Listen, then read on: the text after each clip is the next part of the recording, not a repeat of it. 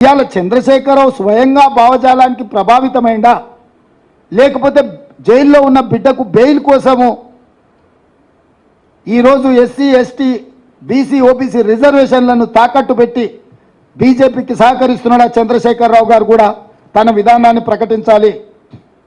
నేను స్పష్టంగా సూటిగా చంద్రశేఖరరావును డిమాండ్ చేస్తున్నా.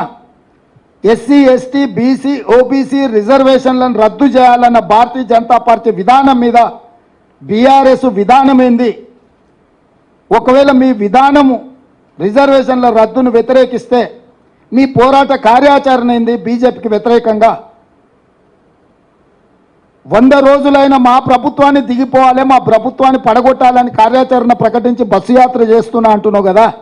10 సంవత్సరాల అధికారంలో ఉండి ప్రజలందరినీ పీల్చి పిప్పి చేసి అక్రమ కేసుల ద్వారా ఈరోజు రాజ్యాంగాన్ని దెబ్బతీసే మోడీ మీద నీ పోరాట కార్యాచరణ ఎక్కడుంది?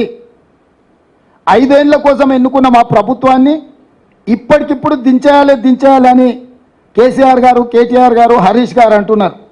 10 ఏళ్ళు ప్రజల్ని మోసం చేసిన మోడీని దించడానికి మీ దగ్గర ఉన్న కార్యాచరణ ఏంది? 100 రోజులే అయిన మా ప్రభుత్వమా మీ టార్గెట్? 10 సంవత్సరాల నుంచి ప్రజల్ని వంచి దేశాన్ని దోసుకుని ప్రధానమంత్రి అయిన నరేంద్ర మోడీ గారు ఆనాడు 55 లక్షల కోట్ల రూపాయలు దేశం మీద అప్పు ఉంటే ఈరోజు 168 లక్షల కోట్ల రూపాయలు అప్పయింది. ఒక్క నరేంద్ర మోడీ గారు 10 సంవత్సరాలలో 113 లక్షల కోట్ల రూపాయల అప్పు తీసుకొచ్చిండు. 14 మంది ప్రధానమంత్రులు 67 సంవత్సరాలు చేసిన అప్పు 55 లక్షల కోట్లు అయితే 10 సంవత్సరాలలో ఒకే ఒక్క నరేంద్ర మోడీ దానికంటే 2 పైన అప్పు చేసిండు. ఒక్కసారైనా ఈ అప్పు ముప్పు గురించి కేసీఆర్ మాట్లాడాడు. ఎందుకంటే 69,000 కోట్ల రూపాయలతో ఉన్న తెలంగాణ రాష్ట్రం ఆయన చేతులు పెట్టి ఆయన 7 లక్షల కోట్ల రూపాయలు అప్పు చేసిండు. ఇద్దరు ఒకే రకమైన విధానాన్ని అవలంబించడం ద్వారా రాష్ట్రాన్ని ఈయన అప్పుల కూపంలో నెట్టితే దేశాన్ని మొత్తం అప్పుల ఊపిలో మోడీ కూర్చేసిండు.